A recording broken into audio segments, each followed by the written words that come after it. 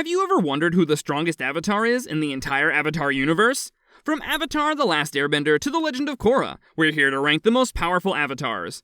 In this video, we're going to rank the avatars from least powerful to the most powerful, diving deep into their strengths, weaknesses, and overall impact. Let's start our ranking with Avatar Kuruk. Kuruk lived during a relatively peaceful time, which allowed him to adopt a more carefree approach to life. He was known for his adventurous spirit and love of the outdoors, often engaging in sports and festivities. Despite this laid-back demeanor, Kuruk faced significant challenges that shaped his tenure as Avatar.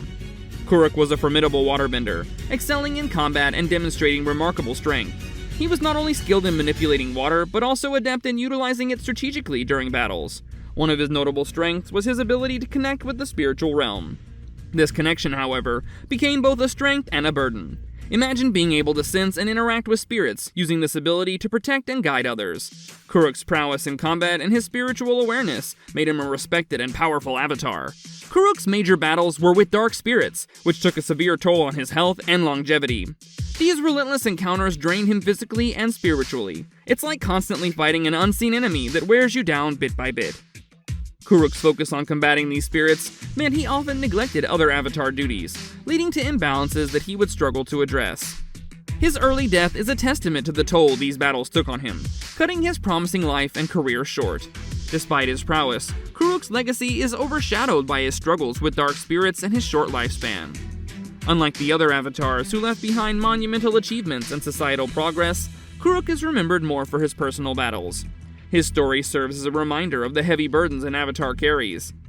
Next, we have Avatar Yang Chun, an air nomad, who's often considered one of the most spiritual avatars. Her deep connection to the spiritual realm and her wisdom made her a revered figure in Avatar history. Yang Chun lived during a time of relative peace, which allowed her to focus heavily on maintaining balance, rather than engaging in physical conflict. Her era was marked by tranquility, giving her the opportunity to dedicate herself to spiritual matters and diplomacy, ensuring that harmony was preserved across the lands. Yang Chun was highly skilled in airbending, mastering the art with a grace and power that exemplified the air nomad philosophy. Her profound connection to the spirit world was one of her most notable strengths. Yang Chun could communicate with spirits, and often served as a mediator between the physical and spiritual realms. This deep spiritual insight enabled her to foresee potential disruptions and address them proactively, much like a wise guardian who nips problems in the bud before they escalate. Yang Chun's era of peace meant that she did not face the same level of physical conflict as other avatars, which could be seen as a limitation. Without the pressure of constant warfare, her abilities in combat were less tested.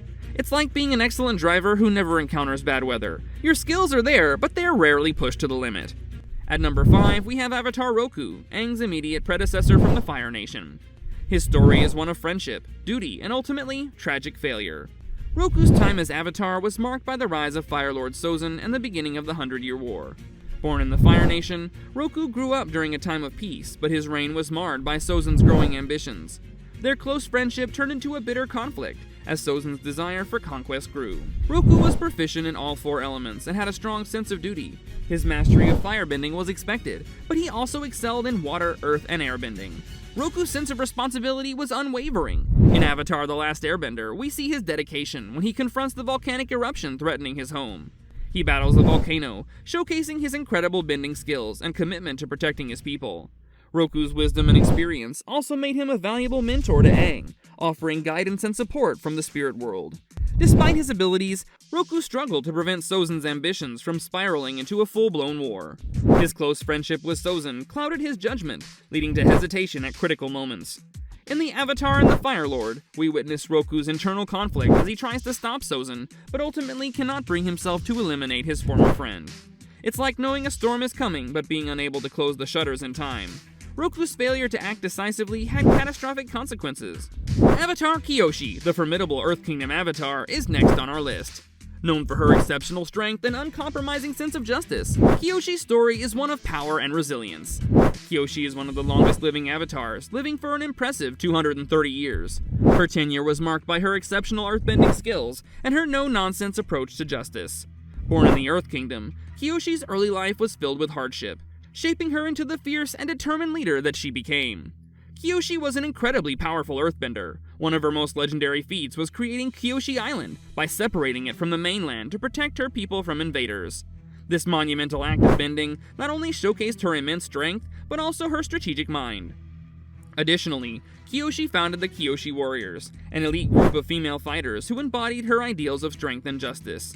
These warriors, seen in Avatar: The Last Airbender, were known for their combat skills and dedication, continuing Kyoshi's legacy long after her death. Kyoshi's methods were often ruthless. She believed in achieving justice and balance by any means necessary, which sometimes led to morally ambiguous decisions. For example, when faced with threats, she didn't hesitate to use lethal force if it meant protecting the greater good. This uncompromising approach often placed her in difficult moral dilemmas. It's like being the strict principal who enforces rules with an iron fist. Effective, but sometimes feared more than loved. She not only created a warrior culture that thrived for centuries, but also had a significant political impact. Her decisions and actions during her life continued to shape the Earth Kingdom long after her death. The Kyoshi warriors, with their distinctive makeup and armor, remain a testament to her influence, embodying her ideals of justice, strength, and honor. In The Legend of Korra, Kyoshi's legacy is frequently referenced, highlighting her lasting impact on the Avatar world. Her autobiography, written by her followers, provides invaluable insights into her philosophies and decisions, further cementing her place as a legendary figure. Our next Avatar is Aang, the central character of Avatar: The Last Airbender, an air nomad who was frozen in an iceberg for 100 years, only to wake up to a world engulfed in the 100-Year War. This drastic change in his surroundings and the loss of his entire culture were monumental challenges for the young Avatar. Imagine waking up to find everything you knew gone, replaced by chaos and conflict. Despite this, Aang embraced his destiny with the help of his friends, setting out on a journey to bring peace to the world. Aang was a prodigy in airbending, mastering complex techniques with ease and creativity. His natural agility and inventive spirit made his airbending style unique and highly effective. Beyond airbending, Aang quickly mastered water, earth, and firebending, demonstrating his remarkable adaptability and determination.